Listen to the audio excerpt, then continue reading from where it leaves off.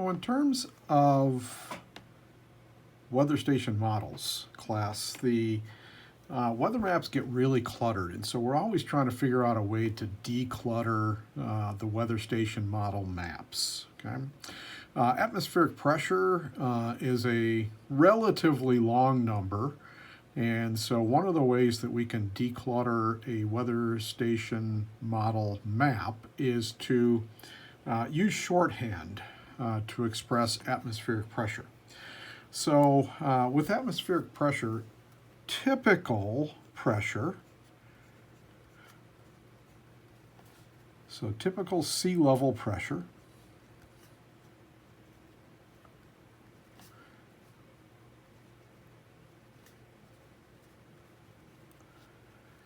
will be a 4 to 5 digit number.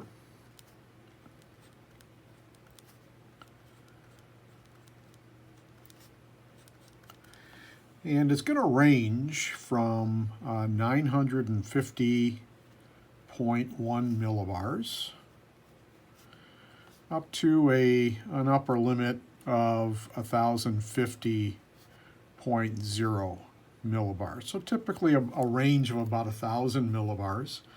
Now, can it be less than 950.1 millibars? Absolutely. But you would know it because you'd be in the middle of a hurricane. Hurricanes have very low atmospheric pressures.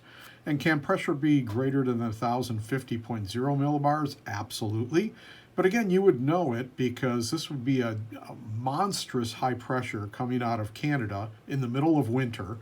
And temperatures in Green Bay would be in the minus teens to minus 20 minimum temperatures. And so you would know that it would be outside of that range of numbers. Okay, so on a weather map, so again, this is a pretty long number. It's taking up a lot of space. We're going to declutter the map, and we're going to do that. So on a weather map of weather station models, so weather station model. Okay, what this 4 to 5 digit number is actually going to be represented by a 3-digit number. Represented by a 3-digit number. And again, that is to declutter the map. Okay, so what you're going to have to be able to do is to convert the 3-digit number. So convert the 3-digit shorthand number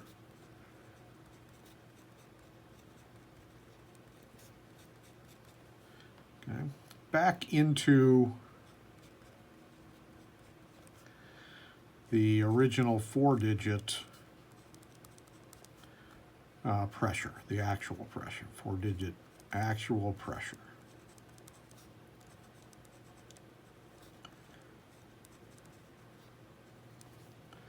Okay, and so let me show you how to do it. It's not really that hard. Once you get used to it, it's pretty easy.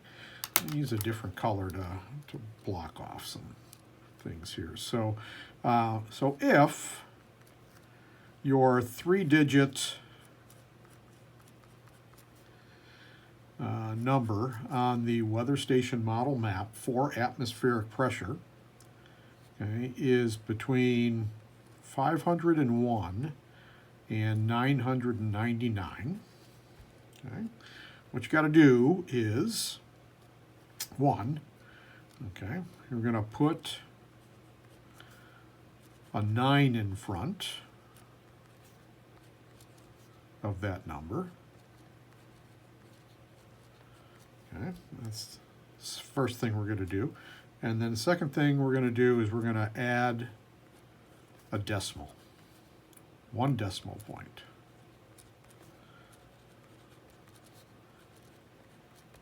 Okay. I'll do an example in just a little bit. Okay.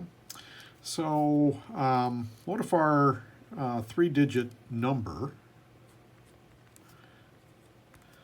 so if our three-digit number is between 000 and 500, what do we do? Well, again, this is in shorthand. We got to make it in longhand to get the actual pressure reading. So if that number is between 000 and 500, we're going to put a 10 in front. And once again, we're going to add a decimal point.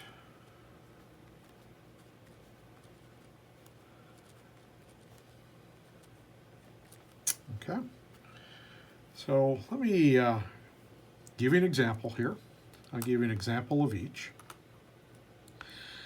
And let's start off with, let's do it this way. Okay, so if we have a weather station model, remember pressure is in the upper right-hand corner. It's going to be a three-digit number. It's a shorthand number. And we've got to convert it into a 4 to 5 digit longhand number, the actual air pressure. And so let's say that our pressure that is on our weather station model is 247. Okay, so we take a look at this. 247 is between 000 and 500. Okay, and so this 247, okay, we are going to put a 10 in front of it. So 10, 247. Okay, and now we're going to add one decimal point. So the actual air pressure at this weather station is 1,024.7 millibars. Okay. Let's do another example. Okay, so let's say at another weather station, I'll move this over a little bit for you. Another weather station, the pressure being reported in shorthand is 918. Okay, so this 918 is going to be equal to, okay, 918 is between 501 and 999. So we're going to put a 9 in front of it. So 9, and then the 918. And we're going to add a decimal point. So the actual pressure at this weather station is, when you convert it into longhand, 991.8 millibars. Okay, so that's how you convert those three-digit numbers into the 4 or 5-digit number, so that you can make a little bit better sense of a weather map. Alrighty, if you have questions, make sure you let me know.